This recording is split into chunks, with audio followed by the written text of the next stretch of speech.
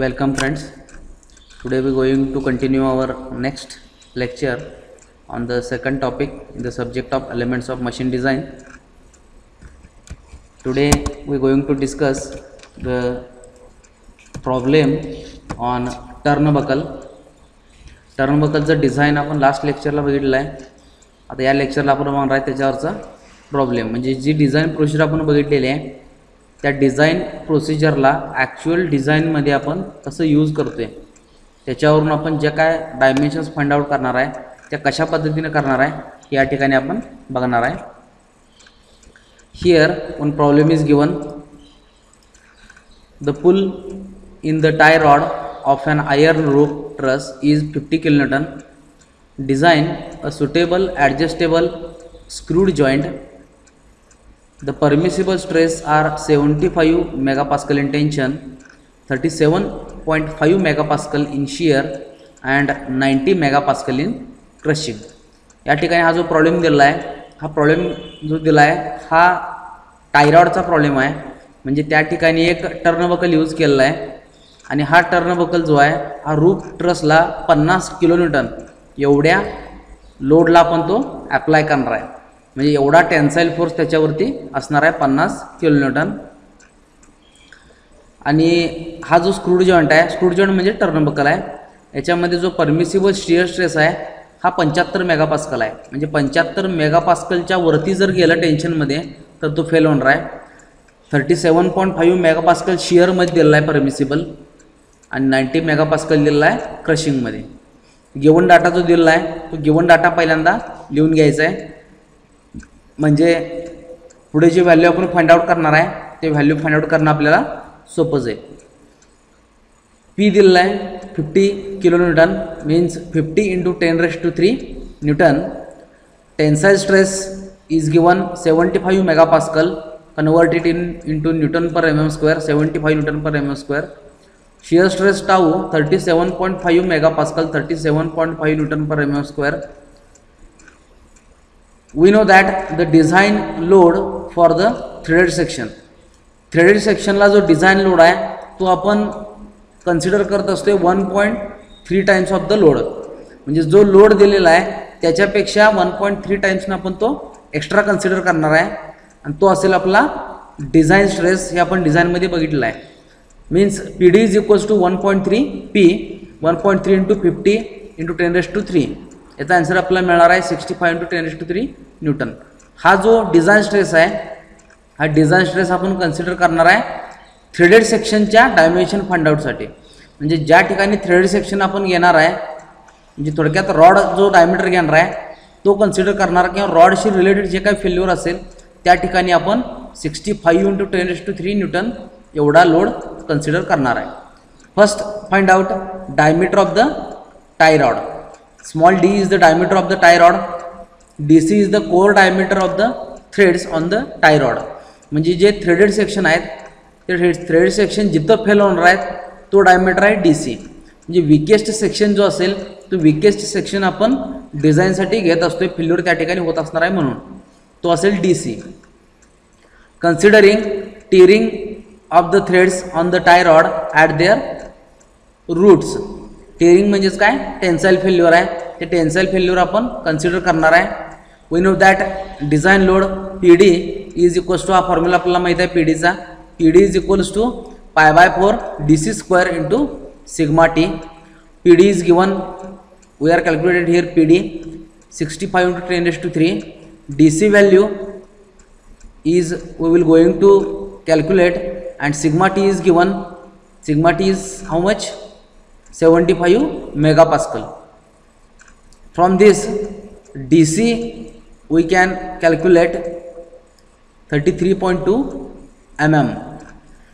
From the table for chorus series we find that the standard core diameter is 34.093 mm and the corresponding nominal diameter of the threads or diameter of the tie rod is, we are considering D is equals to 39 mm and we will round up it to 40 mm. म्हणजे 40 mm आपण consider करणार आहे. एक chorus सेरीजचा जो table आहे त्या टेबलवरून D सीच्या व्हॅल्यूवरून आपण कॅल्क्युलेट केला डी, हा किती येतो 39 येतोय, त्याला आपण राऊंड अप केलं 40ला. याला कोरस सिरीजचा टेबल तुम्ही वापरू शकताय किंवा डायरेक्टली तुम्ही PSC डिझाईन डाटा बुकवरून जो स्मॉल डी असेल त्या स्मॉल डी कॅल्क्युलेटसाठी एक फॉर्म्युला दिलेला आहे, small D is equals to DC divided by 0.84. हा तुम्ही फॉर्म्युला यूज करू शकताय.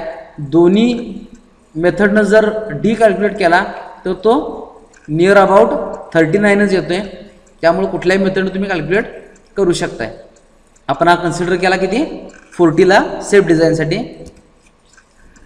Length, next design is the length of the coupler nut. Coupler nut या ठिकाणी डिझाईन करायचा आहे. Coupler nut is denoted by the L. L is the length of the coupler nut. Considering the shearing of threads at their roots in the coupler nut, we know that design load PD is equals to under bracket pi DC into L into tau. In that PD is we are calculated pi DC L into tau. DC value is calculated 34.093 and L into 37.5. 37.5 is the shear stress. From this we can calculate the length of the coupler nut L, which is comes 16.2 mm. Since the length of the coupler nut is taken from D to 1.25 D, म्हणजे D ते 1.25 D याच्यामध्ये length घ्यायची असते आपल्याला. म्हणून आपण D जो L जो आहे हा डी एवढा घेऊ शकतोय, म्हणजेच 39 mm सुद्धा आपण घेणार आहे. लक्षात आलं. इथं जी लेंथ आली आहे ही लेंथ कमी आहे. ही लेंथ जर घेतलं तर कदाचित तो कपलर नट फेल होऊ शकतोय शेअरिंगमध्ये. म्हणून आपण काय केलं या ठिकाणी L is equals to D ही व्हॅल्यू फायनल केली आहे आणि ही आपण कन्सिडर करणार आहे. जर इथली ही हा जो L आहे हा L 39 पेक्षा जर जास्त आला असता तर कदाचित आपण आहे असं कन्सिडर केलं असतं, पण आपण सेफ डिझाईनसाठी काय करणार आहे L is equals to D consider करणार आहे. We shall now check the length of the coupler nut for crushing of threads.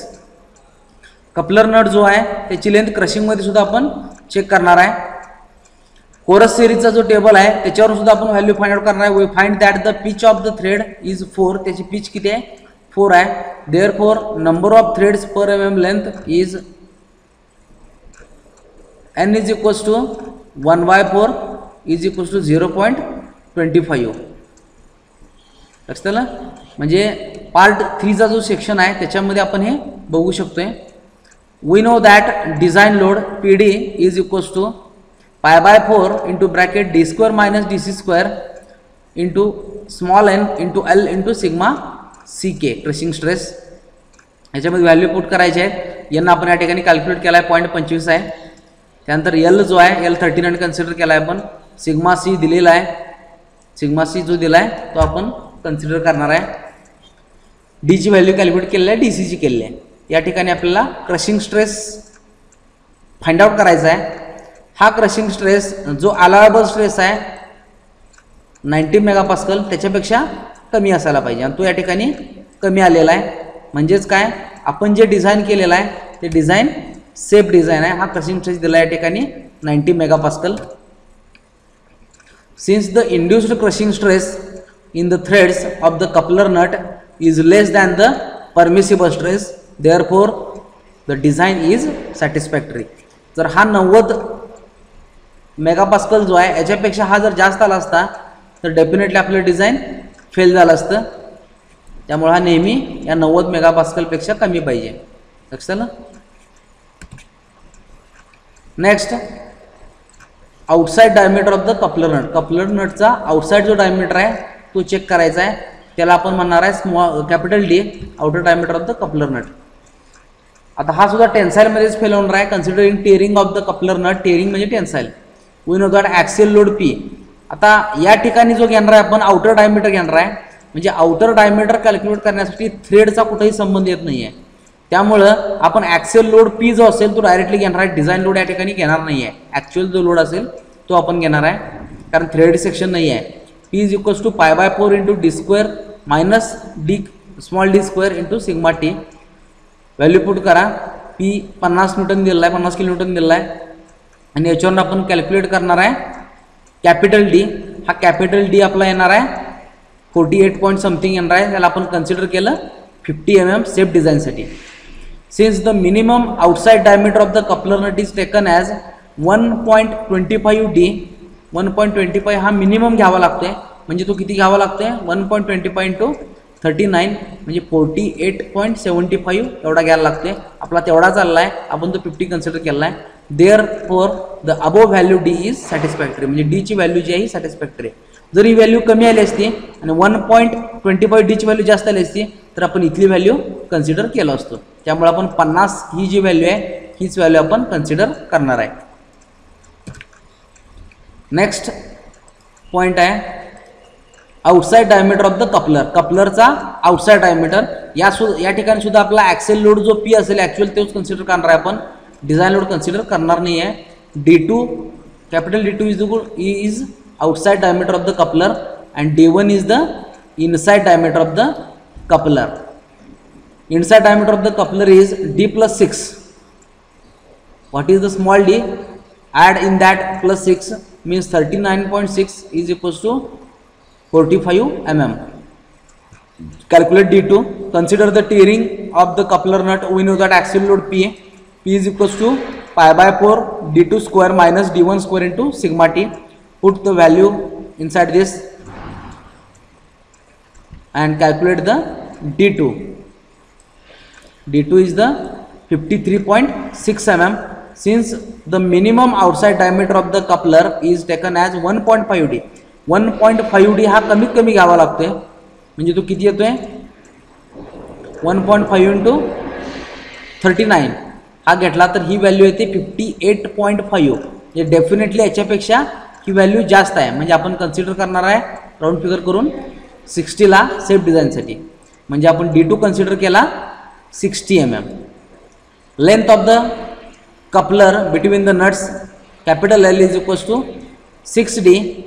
This comes 234 mm. Thickness of the coupler T is equals to 0.75 d. This is the 30 mm for safe design. After round up the 29.25 and thickness of the coupler nut T1 is equals to 0.5 d which is comes nearly 20 mm. 19.5 means we are considering 20 mm. Here our problem on turnbuckle is completed. Thank you friends.